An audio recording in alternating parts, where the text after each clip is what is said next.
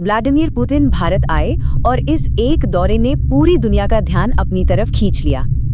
हाँ, कैमरे के सामने तो सब कुछ शानदार था। मुस्कुराहटें थीं, गर्मजोशी से हाथ मिलाए जा रहे थे, फोटो ऑप्स हो रहे थे। ये सब तो हम सबने देखा। लेकिन इन सब के पीछे का असली एजेंडा क्या था? असल कहानी क्या थी? सवाल ये उठता है कि पुतिन ठीक इसी वक्त भारत क्यों आए और बंद दरवाजों के पीछे असल में तय क्या हुआ। चलिए आज इसी को डिकोड करते हैं। तो सबसे पहले बात करते हैं टाइमिंग की। ये एक बहुत बड़ा सवाल है। आखिर ये दौरा ठीक इसी समय क्यों? देखिए, जियोपॉलिटिक्स में ना टाइमिंग ही सब कुछ है। ये कोई रूटीन डिप्लोमेटिक टूर नहीं था। नहीं, बिल्कुल नहीं। ये एक बहुत सोचा समझा जियोपॉलिटिकल सिग्नल था जो पूरी दुनिया को दिया गया। समझिए, एक तरफ रूस है जो ग्लोबल लेवल पर मुश्किलों से घिरा है और दूसरी तरफ भारत जो एक उभरती हुई स्टेबल पावर है। तो इस विजिट का पहला और सबसे बड़ा मैसेज बिल्कुल साफ था कि देखो, इंडिया और रशिया आज भी एक मजबूत स्ट्रेटेजिक जोड़ी हैं और यकीन मानिए इस एक लाइन का सीधा असर वॉशिंगटन, बीजिंग और यूरोप तक महसूस किया गया। अच्छा, अब आते हैं इस दौरे के दूसरे पहलू पर, यानी पब्लिक शो बनाम रियल डील। क्या दिखाया गया और असल में हुआ क्या? तो देखिए, कैमरे पर क्या था? बड़े बड़े भाषण, मुस्कुराहटें, कुछ समझौते साइन होते हुए दिखे। लेकिन कैमरे के पीछे वहां बात हो रही थी डिफेंस सीक्रेट्स की, स्ट्रेटेजिक बैलेंस की, नए ट्रेड रूट्स की और दुनिया में अपनी अपनी जगह को लेकर असली बातचीत। और सच तो ये है कि जो बातें प्रेस रिलीज में नहीं आती वही अक्सर ऐसी मुलाकातों का सबसे अहम हिस्सा होती हैं। तो चलिए अब इसे रशिया के एंगल से देखते हैं। पुतिन को इस दौरे से क्या चाहिए था? एक शब्द में कहें तो एक प्रायोरिटी वाला दोस्त। देखिए, पुतिन के लिए भारत सिर्फ कोई बैकअप पार्टनर नहीं है, बल्कि एक टॉप प्रायोरिटी वाला सहयोगी है।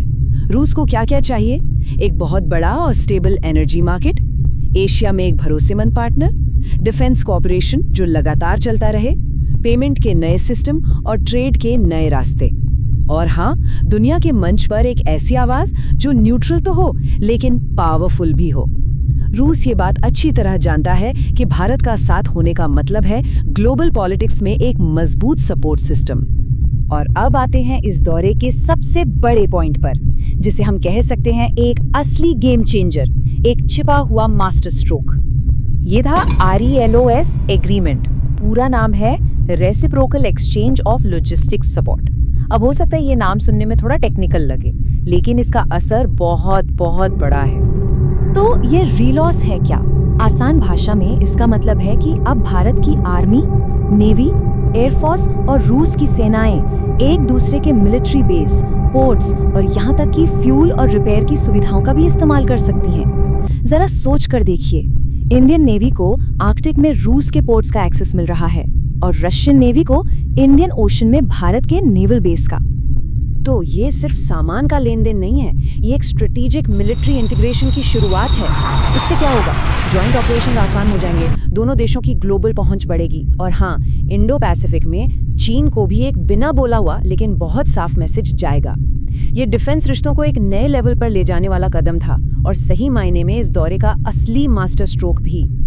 अच्छा, रूस की बात हो गई, अब सिक्के का दूसरा पहलू देखते हैं। भारत को इस मुलाकात से क्या चाहिए था? एक शब्द में, स्ट्रेटेजिक ऑटोनॉमी, यानी रणनीतिक स्वायत्तता। तो भारत के एजेंडे में क्या था? एडवांस डिफेंस टेक्नोलॉजी, सस्ता तेल और लंबे समय के लिए एनर्जी सप्लाई, अपनी स्ट्रैटेजिक आज़ादी बनाए रखना, स्पेस और न्यूक्लियर सेक्टर में कोऑपरेशन और एक ऐसी दुनिया में सपोर्ट जहां किसी एक देश का दबदबा ना हो। भारत को पता है कि दुनिया के बाकी देश दबाव बना सकते हैं, लेकिन रूस एक ऐसा पार्टनर है जो भारत पर कभी कंडीशनल पॉलिटिक्स नहीं करता। तो अब आते हैं असली जियोपॉलिटिकल ट्विस्ट पर कि कैसे एक नया नक्शा तैयार हो रहा है। इस पूरे दौरे का असली सार यही है कि जितना हमें बताया गया, जितना अनाउंस हुआ, उससे कहीं ज्यादा पर्दे के पीछे तय हुआ है। एक बात हमेशा याद रखनी चाहिए, जब बड़े लीडर्स मिलते हैं तो वो सिर्फ कुछ अग्रीमेंट्स पर साइन नहीं करते, वो असल में आने वाले कल का पावर मैप तैयार कर रहे होते हैं। और इस दौरे का सबसे गहरा मैसेज यही है कि भारत रूस का रिश्ता अब सिर्फ दोस्ती से कहीं आगे निकल गया है। यह एक लॉन्ग टर्म स्ट्रेटेजिक अलाइनमेंट है, एक ऐसा गठजोड़ जिसका असर आने वाले वक्त में हमें एशिया, यूरोप और पूरे ग्लोबल साउथ में दिखेगा।